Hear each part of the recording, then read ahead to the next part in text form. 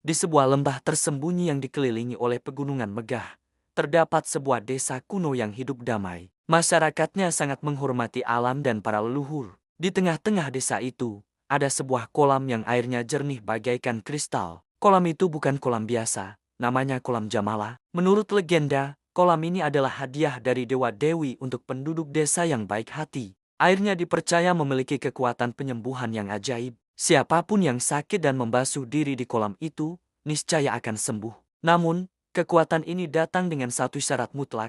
Hanya orang berhati tulus dan niat baik yang bisa merasakan keajaibannya. Jika ada yang datang dengan keserakahan atau niat jahat, air kolam akan berubah menjadi keruh dan kehilangan kekuatannya. Kisah tentang keajaiban kolam Jamala menyebar dari mulut ke mulut, melintasi lembah dan gunung. Suatu hari, seorang saudagar kaya dari negeri seberang mendengar cerita ini. Ia menderita penyakit langka yang tak bisa disembuhkan oleh tabib manapun. Dengan penuh harapan, ia memulai perjalanan panjang menuju desa terpencil itu, membawa serta harta benda yang melimpah sebagai persembahan.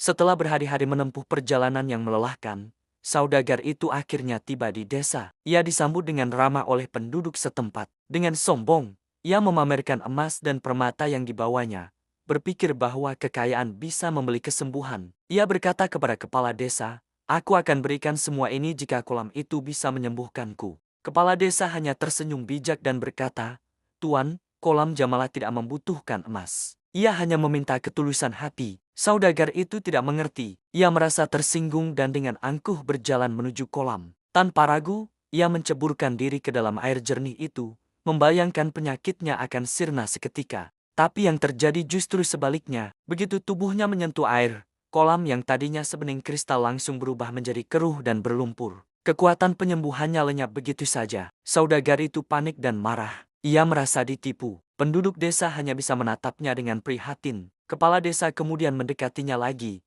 "Air kolam menolak keserakahanmu. Untuk sembuh, kau harus membersihkan hatimu terlebih dahulu, bukan hanya tubuhmu." Mendengar nasihat itu, saudagar itu akhirnya merenung. Ia tinggal di desa selama beberapa waktu. Ia melihat bagaimana penduduk desa hidup sederhana, saling membantu, dan tulus satu sama lain. Perlahan, hatinya yang keras mulai luluh. Ia mulai membantu pekerjaan di desa, berbagi makanan dengan anak-anak, dan mendengarkan cerita para tetua. Ia tidak lagi memikirkan kekayaannya. Suatu pagi, setelah merasa hatinya benar-benar berubah, ia kembali ke kolam Jamala. Kali ini, ia tidak membawa apa-apa selain harapan dan hati yang bersih. Dengan penuh kerendahan hati, ia masuk ke dalam kolam. Dan keajaiban pun terjadi. Air kolam yang tadinya keruh, perlahan kembali jernih di sekelilingnya. Rasa sakit di tubuhnya perlahan hilang, digantikan oleh perasaan damai dan segar. Ia sembuh. Saudagar itu keluar dari kolam sebagai orang yang baru.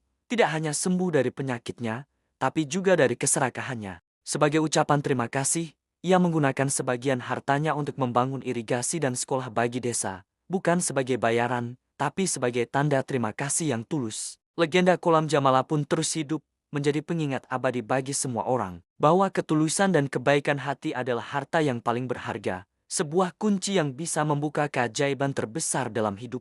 Kisah ini mengajarkan kita bahwa kekuatan sejati tidak datang dari materi, melainkan dari hati yang murni.